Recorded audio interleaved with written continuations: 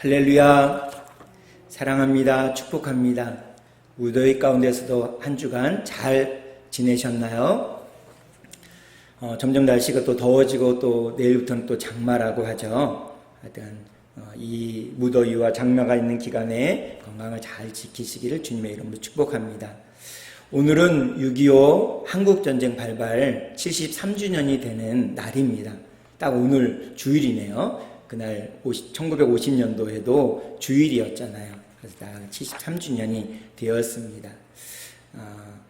이 나라와 민족을 위해서 애쓰고 수고했던, 또 목숨을 아깝지 않게 내놓고 피 흘려 돌아가신 우리 선조들 때문에 우리가 지금 이렇게 잘 모여서 평안하게 예배를 드리고 있습니다. 우리 이금남 성모님 가정도 또 유공자 가정이시고, 저희 장인어른 아버님도 우리 국가 유공자세요. 그래서 우리는 늘 이분들에게 고마움을 표현해야 되고요. 감사한 마음으로 또 우리 나라와 민족을 위해서 매일매일 또 기도해야 될 줄로 압니다. 오늘 본문 14절 이 한 절은요, 하나님께서 개인적으로는 솔로몬 왕에게, 그리고 이스라엘 백성들에게, 지금 이 시간 우리가 예배를 드리고 있는 영적인 이스라엘 우리들에게 주시는 축복의 말씀입니다. 이런 축복을 우리가 받기 위해서는 전심으로 우리가 행해야 될 일이 있습니다. 굉장히 대단한 건 아니지만 우리가 행해야 될 일이 있습니다. 이 축복의 말씀, 주님께서 주시는 부탁의 말씀을 통해서 우리의 삶을 새롭게 하고 우리의 방향을 다시 세울 수 있는 귀한 시간이 되기를 간절히 소원합니다. 첫 번째로는요, 떠나라고 주님께서 말씀하세요. 무엇을 떠나야 되느냐? 오늘 본문에 보니까 악한 길에서 떠나라 이렇게 말씀하고 계세요. 개역 개정판 우리 본문 말씀에 보니까 그들의 악한 길에서 떠나라 이렇게 말씀하고 있습니다.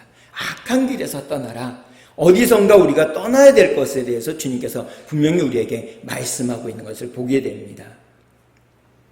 여기에 모인 한 사람 한 사람은요, 하나님께서 당신의 이름으로 일컬어지는 거룩한 무리, 성도라는 것을 우리에게 말씀해 주고 있습니다. 이 이름은요, 정말 중요한 이름입니다. 성도, 거룩한 무리, 이 이름은요, 정말 중요합니다. 아무에게나 이 이름을 이렇게 붙일 수 있는 이름이 아닙니다. 이미 우리는요, 하늘의 왕자고 공주로 이 땅에 있다라는 것입니다. 왜 그럴까요? 우리는 이미 그렇게 만들어졌다라는 것입니다. 하늘의 왕자와 하늘의 공주로서 우리는 만들어졌어요. 에이, 목사님, 내가 이렇게 나이가 많은데 얼굴에 이렇게 주름살이 짜글짜글한데 무슨 공주고 왕자예요? 그렇지 않습니다. 하나님이 보시기에 우리는 다 왕자고 공주고 왕자라는 것입니다. 왜 그럴까요? 그것은 하나님의 형상으로 지으셨기 때문에, 하나님의 아름다운 형상으로 우리를 지어서 이 땅을 우리에게 선물로 주셨기 때문에 우리가 하늘의 왕자고 공주라는 것입니다. 근데 우리가 이 땅에 사는 동안요, 죄악된 길에 막 이렇게 머물러 있어요. 오늘 본문에도 나오는 것처럼 이 죄악된 길에 떠나지 못하고 머물러 있습니다. 그래서 우리가 죄를 지을 때마다 양이고 염소고 소고 이런 것들을 과거에는 구약시대에는 이런 걸 다 바쳤습니다. 가지고 성전에 끌고 가요. 그래서 내가 스스로 잡습니다. 그 피로 내 죄를 씻김을 받는 겁니다. 계속 이렇게 해도 계속 죄악에서 떠나지 못하다 하나님은 안 되겠다 하셔서 하나님의 독생자이신 예수 그리스도의 십자가에 꽉 못 박음으로 인해서 단 한 번의 화목제물로, 단 한 번의 화목제사로 우리의 모든 죄를 다 씻어주셨다라는 것입니다. 그리고 구원의 백성으로 우리를 삼아주셨다라는 사실인 것입니다. 그래 우리는 더 이상 하늘의 공주와 왕자로 살기 위해 뭔가를 할 필요가 없습니다. 그냥 우리는 하늘의 왕자고 하늘의 공주라는 사실인 것입니다.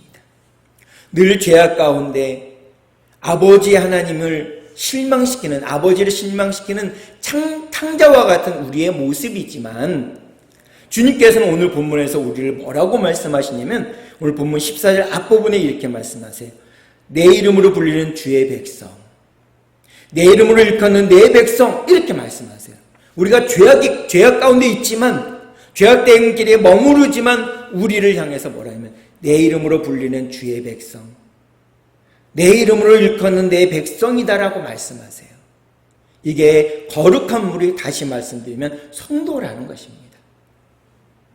더 구체적으로 말씀드리면 우리가 하늘의 왕자고 하늘의 공주다라고 하나님께서 말씀해 주시는 거예요. 제가 말씀드리는 게 아니라. 근데 우리는 아직 그렇게 살지 못하고 있잖아요. 죄악된 길에 머무르고 있고 죄악된 길에서 벗어나지 않았음에도 불구하고 하나님은 이미 그렇게 될 것을 믿음으로 바라보시고 고백하고 있다는 것입니다. 그게 주님의 고백이에요. 오늘 14절 앞부분에 내 이름으로 불리는 주의 백성이라고 말씀하시는 것은 우리가 죄악된 길에 머무르지만 아직 죄악된 길에서 떠나지 않았지만 그럼에도 불구하고 너희는 그렇게 살 거야 라는 주님의 믿음이라는 것입니다. 내가 믿지 않아도 이미 주님은 그렇게 고백하고 계세요. 우리 마음 가운데 그렇게 허락해 주셨다는 것입니다. 창세기 1장 31절에 보게 되면요, 오늘 주보에도 실려있지만 하나님 형상으로 사람을 만드시고 에덴 동산 중앙에 우리를 딱 놓으신 다음에 모든 피조물들을 딱 보시니까 뭐라고 표현해요? 보시기에 심히 좋았다. 너무나 좋으신 거예요. 베리 굿 이렇게 말씀하세요. 너무나 좋게, 너무나도 감격하신 거예요. 본인이 만드셨음에도 불구하고 우리를 보시고 너무나도 기뻐하시는 거예요. 그리고 창세기 6장에 가보니까 사람 지으셨음을 한탄하고 근심하사 이렇게 말씀하세요.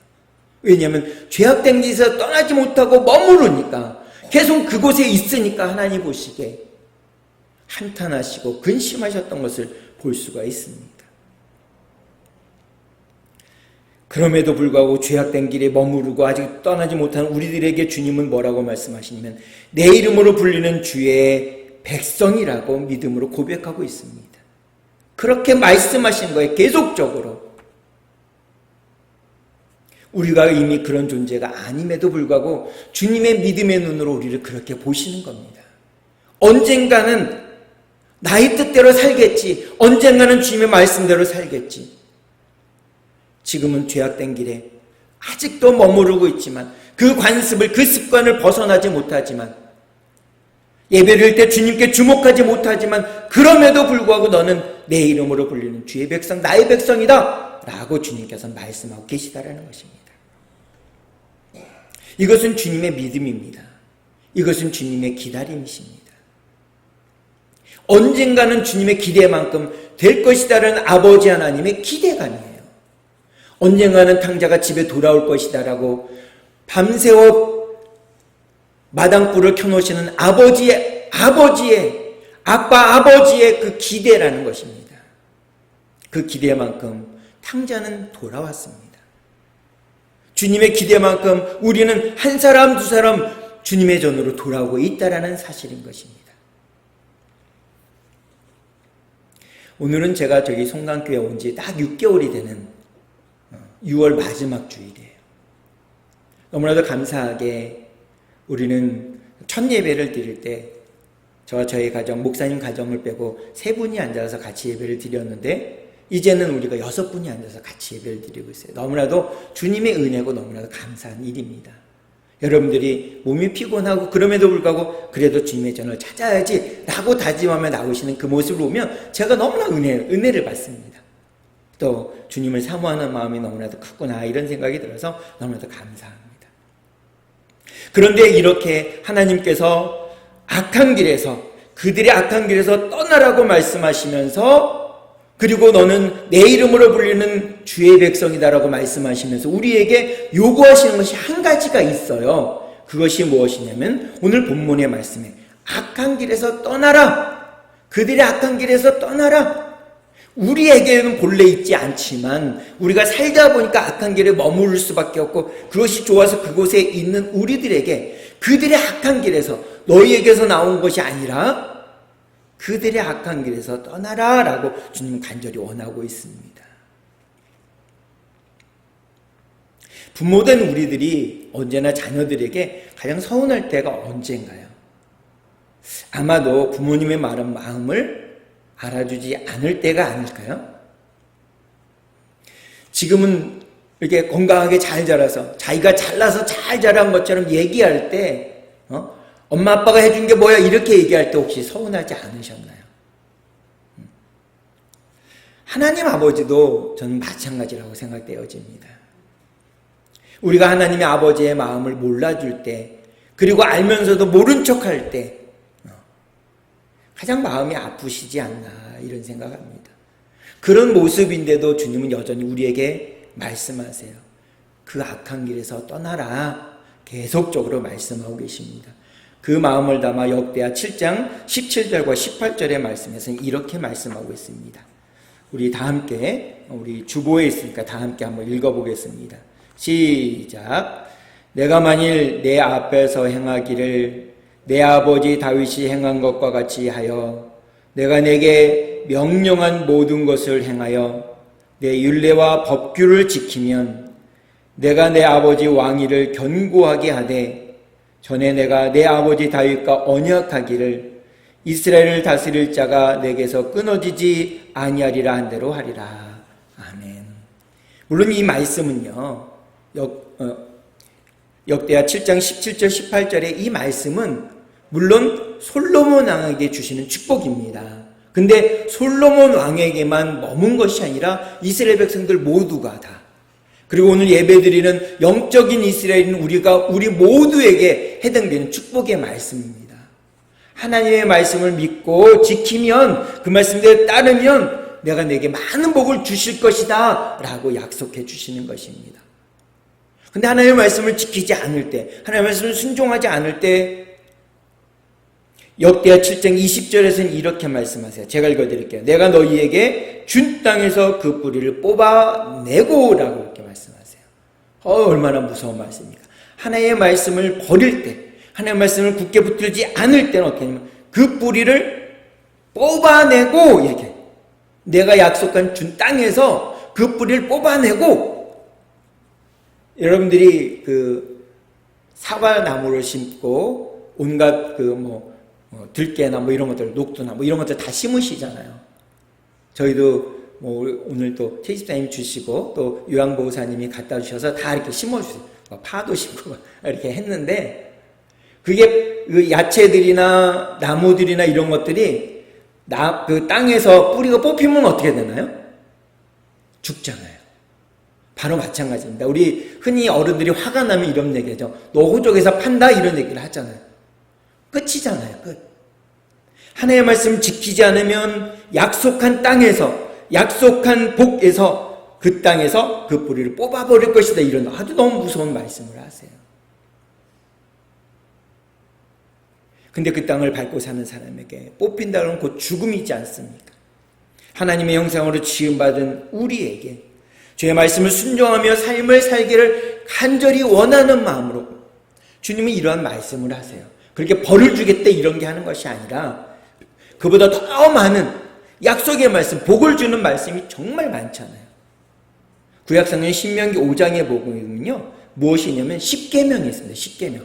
출애굽기 20장에 되어 있고요. 그 다음에 신명기 5장에도 십계명이 있습니다. 내용은 조금 다르지만 십계명 똑같은 골격을 갖고 있습니다.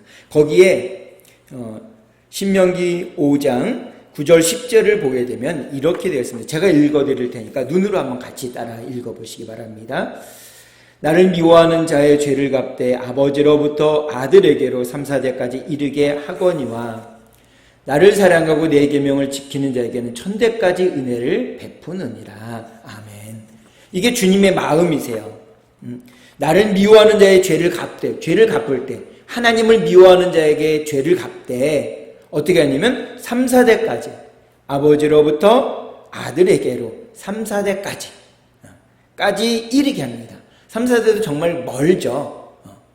근데 3, 4대 복은 어떻게 주시느냐? 나를 사랑하고 내 계명을 지키는 자에게는 언제까지? 천대까지. 한 세대를요 한 30년으로 봅니다. 그러면 하나님이 죄를 물을 때는 3, 4대 하면 최장 120년입니다. 120년. 이것도 굉장히 길죠. 근데 천대면 3만 년이에요. 3만 년. 보이지 않습니다. 나의 후손이 보이지 않아요. 3, 4대만 해도 잘 보지 못합니다. 물론 이제 보시는 분들도 계신데 4대만 해도 잘 못 봅니다. 근데 천대까지 복을 준다는 거예요. 내가 순종하면 하나님을 사랑하고 그 계명을 지키는 후손들에게 주는 복이 천대까지 복을 주신다는 거예요. 하나님이 복을 주실 때 이렇게 하나님은 째째하게 그렇게 주시지 않아요. 그래서 하나님께서 복을 주겠다라는 말씀을 성경에 정말 많이 하고 계십니다. 하나님의 말씀을 붙들고 살라는 간절한 소원의 말씀인 것을 알 수가 있습니다. 사랑하는 성도 여러분, 이러한 하나님의 마음을 지금 우리들의 속에 품기를 간절히 원합니다. 하나님께서 복을 주시되 천대까지 주시겠다라고 말씀하세요. 내가 믿음 가운데 살면 내 후손들, 까마득한 후손들에게 이르기까지 천대까지 복을 주니 이 복을 누리려면 내가 믿음 가운데 하나님의 말씀을 붙들고 살아야 되는 것입니다. 주님께서 오늘 우리가 무엇을 주님께 드리기를 원하십니까? 바로 우리 마음 가운데 주님을 모시고 그 말씀을 붙들고 주님이 주신 복을 마음껏 누리며 살아가기를 주님은 간절히 원하고 계시다는 것입니다. 그 믿음 가운데 살아가기를 소망합니다. 첫 번째로는 악한 길에서 떠나라고 말씀하셨어요. 두 번째로는 기도하는 겁니다. 기도를 어떻게 하냐면 우리 본문에 보니까 이렇게 되어 있어요. 스스로 깊이 반성하고 기도하면서 이렇게 되어 있습니다. 본문인 개역개정판을 보니까 뭐라고 하냐면 스스로 낮추고 기도하며 이렇게 되어 있어요. 스스로 낮추고 기도하며, 스스로 깊이 반성하고 기도하며 이렇게 되어 있습니다. 역대하 7장, 이 본문이 수록되어 있는 역대하 7장에는요 하나님이 솔로몬에게 명령하신 대로 예루살렘 성전을 아름답게 건축을 합니다. 그리고 하나님 앞에 이렇게 올려드리는, 봉헌하는 봉헌 예식을 해요. 7장엔 그런 예식이 나옵니다. 근데 7장을 시작하면서 솔로몬이 어떤 일로 시작을 하는지 1절에 이렇게 되어 있습니다. 제가 읽어드릴게요. 솔로몬이 기도를 마치자. 이게 역대하 7장 1절의 시작입니다. 솔로몬이 기도를 마치자. 봉헌을 하나님께 예배당을 봉헌하면서 하나님 앞에 나가서 기도로 시작을 합니다. 하나님께서 이 솔로몬이 왕이 된 다음에 하나님께 아버지인 다윗 왕처럼 늘 기도의 자리로 나아갑니다. 열심히 기도의 자리에 나아가요. 또 오늘 본문에 보니까 하나님 앞에 성전을 봉헌했으니 솔로몬이 얼마나 열심히 또 기도했겠어요. 열심히 기도의 자리에 나아가요. 그럼에도 불구하고 하나님께서 뭐냐면 기도하라 라고 다시 한번 당부하는 것을 볼 수 있습니다. 오늘 본문의 말씀처럼 스스로 깊이 반성하고 기도하면서 스스로 낮추고 기도하여 이렇게 말씀하고 계세요. 자기를 낮추면서 기도하라고 주님께서 말씀하고 있습니다. 성경에 보니까요 특별히 신약 성경 예수님 공생애에 보니까 예수님이 날이 맞도록 기도하셨다라는 표현이 있어요. 그리고 예수님께서 중요한 일, 제자를 뽑거나 그 다음에 십자가 앞에 둔 겟세마네 동산에 가서 기도하셨다 이런 표현들이 많습니다. 그리고 성경에 누가복음에 보니까 습관을 쫓아 예수님이 기도하셨다 이런 표현도 있습니다. 쉬지 말고 기도하라는 데살로니가 전서의 말씀도 있지 않습니까? 이렇게 기도에 대한 말씀이 성경에 정말 많습니다. 왜 그렇게 많을까요? 이유는 딱 한 가지. 그것이 정말 소중하기 때문인 것입니다. 우리가 잘 아는 모세나 다윗이나 엘리야나 기타 등등 믿음의 사람들, 이 사람들은 다 어떤 사람이었냐면 기도하는 사람이었어요. 기도하는 사람. 물론 성전에 나와서도 기도하지만 집에서도 우리의 사업의 삶의 현장에서 또 나무를 가꾸며 또 야채를 가꾸며 할 때도 기도하는 겁니다. 이들은 다 기도의 사람이었어요. 예수님도 공생의 자리에서 수시로 무시로 습관을 따라 기도하셨다는 소식을 우리는 성경을 통해서 많이 봅니다. 왜 이렇게 성경은 계속적으로 기도를 강조할까요? 왜 하나님께서는 기도의 자리에 늘 무시로 나가는 솔로몬 왕에게 다시 한번 기도할 것을 스스로 겸손히 낮추면서 기도하라고 말씀하고 있을까요? 그것은 기도가 정말 중요하기 때문인 것입니다. 한 사람을 소개할게요. 이 사람은요 남유다의 왕이었어요. 그리고 다윗과 이게 믿음의 무게를 재보았을 때 조금도 뒤떨어지지 않는 사람입니다. 하나님이 보시기에 정직한 왕이었어요. 이 사람의 이름은 남유다 왕이었던 히스기야 왕입니다. 히스기야 왕 때 한 번은 지금의 미국처럼 초강대국이었던 아수르의 사네립이라는 왕이 이 유다를 공격해 옵니다. 유다는 풍전등화 같은 위기 가운데 있습니다. 그러면서 이 사네립이 히스기야 왕에게요 항복하라고 하나님을 막 비방하면서 조롱하면서 편지를 보내요. 그 편지를 받고서 히스기야는 어떻게 하냐면 열왕기하 19장 14절에 보니까 이렇게 기록되어 있습니다. 우리 같이 한번 읽어보겠습니다. 한 목소리로 시작. 히스기야가 사자의 손에서 편지를 받아보고 여호와의 성전에 올라가서 히스기야가 그 편지를 여호와 앞에 펴놓고. 아멘. 자, 보세요. 초강대국이었던 아수르 왕 산헤립이 너희들 항복해. 너희들이 믿는 하나님이 무슨 힘이 있어? 이렇게 조롱하는 편지를 가지고 다른 사람을 찾아가지 않았습니다. 하나님 앞에 나와서 이 편지를 이렇게 쫙 펴놨어요. 이렇게 펴놨어요. 그 편지, 그 기도를, 히스기야의 간절한 기도를 들으셨던 하나님이 어떤 일을 하셨는지 열왕기하 19장 35절에 이렇게 되어 있습니다. 제가 읽어드릴게요. 이 밤에 여호와의 사자가 나와서 아수르 진영에서 군사 18만 5천 명을 친지라. 아침에 일찍이 일어나 보니 다 송장이 되었더라. 아멘. 이 18만 5천 명이요, 어린아이들이 아닙니다. 싸움 연습도 안 했던 사람들이 아니라 이들은 전사로 키워졌던 사람들을 데리고 왔습니다. 18만 5천 명이나. 근데 그들이 아침 오니까 다 송장이 되었어요. 하나님 앞에 기도했더니 이렇게 되었습니다. 히스기야가 한 일은 단지 기도의 자리로 나아간 거예요. 주의 성전에 기도하러 나간 것 뿐이었습니다. 그런데 하나님이 일하셔서 이런 놀라운 일을 벌이고 계셨습니다. 이미 이 유다에게, 히스기야에게 하나님께서 승리를 허락하시면서 주님께서 일하셨습니다. 왜 이렇게 하셨을까요? 왜 이런 일들을 행하셨는지 믿음의 선진들은 계속적으로 증언하고 있습니다.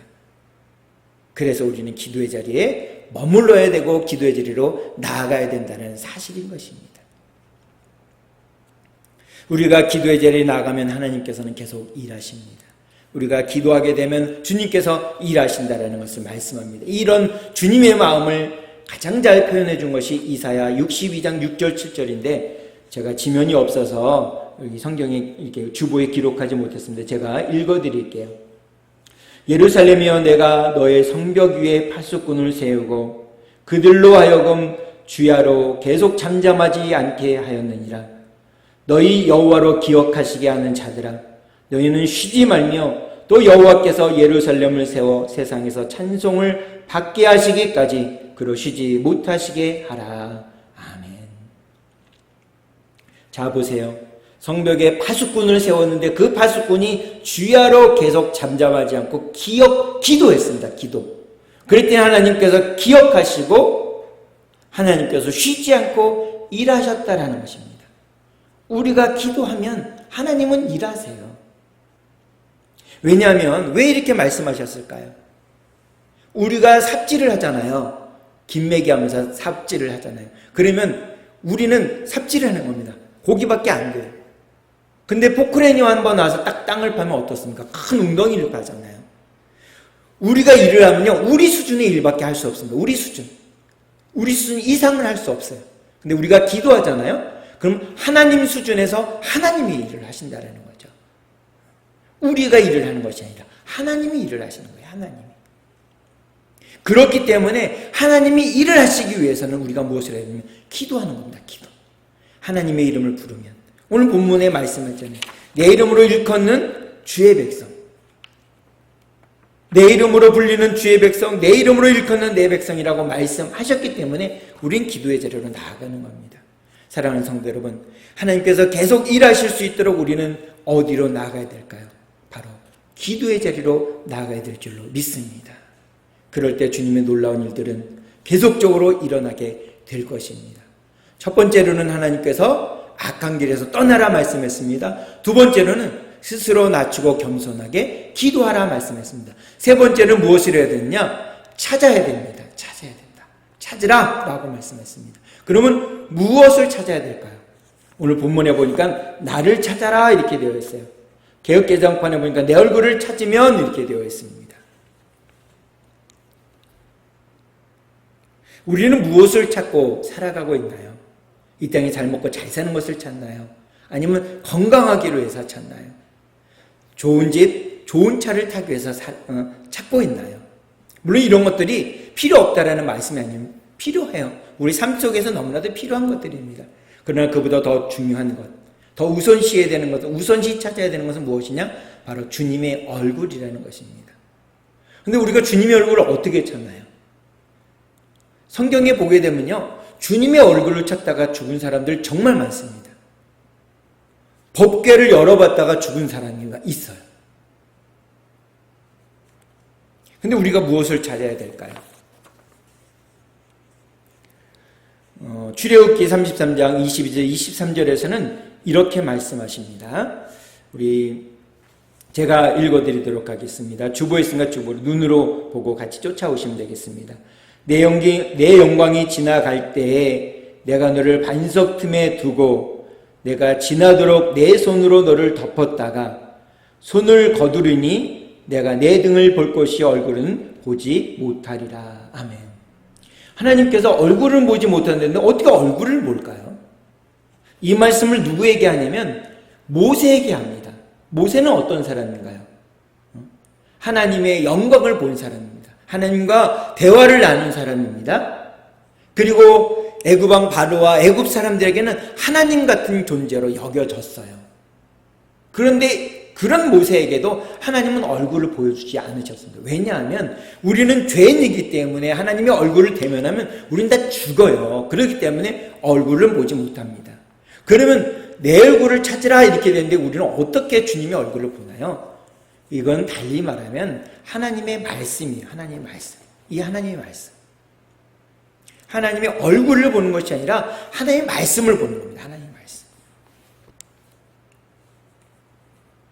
아이들은요, 부모의 눈을 마주치면서 자기가 웃고 울고 감정 표현을 합니다. 마찬가지로 우리도 주님과 시선을 마주치고서요, 슬플 때는 울고 기쁠 때는 웃고 하는 겁니다.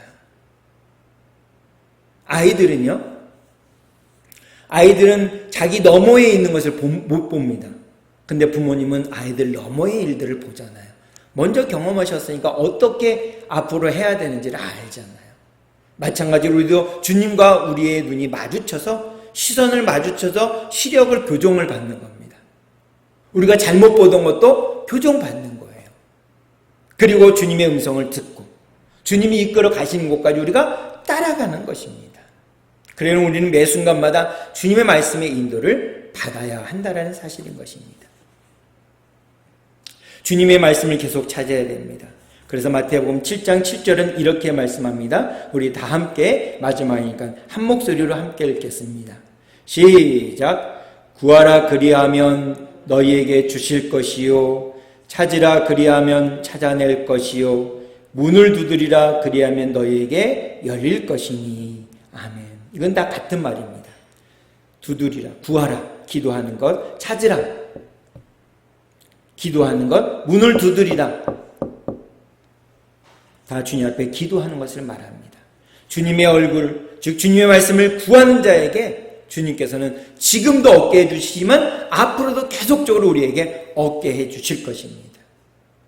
주님은 이렇게 악한 길에서 떠나고 스스로 낮추고 겸손하게 기도의 자리로 나아가고 그리고 주님의 얼굴, 주님의 말씀을 찾으라라고 말씀하고 있습니다. 이렇게 주님의 말씀을 계속적으로 찾는 사람들에게 주시는 복이 무엇이냐?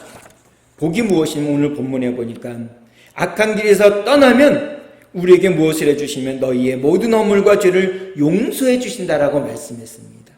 그리고 우리가 기도하면 잠잠히 무릎 꿇고 겸손히 기도하면 하늘에서 그 기도를 들어주신다라고 말씀했습니다. 그리고 주님의 얼굴을 구하면 어떤 일이 일어나게 되면 그 땅을 다시 회복시켜 주실 것이다 라고 말씀하고 있다라는 것입니다. 사랑하는 성도 여러분, 그래서 우리는 주님 앞에 찾고 구하고 두드려야 된다는 것입니다. 그렇게 우리가 찾고 두드리고 구할 때 주님의 말씀이 이루어지는 이곳 청송땅, 이 땅 송강교회, 이 땅 우리의 삶의 현장, 이 땅 우리의 가정,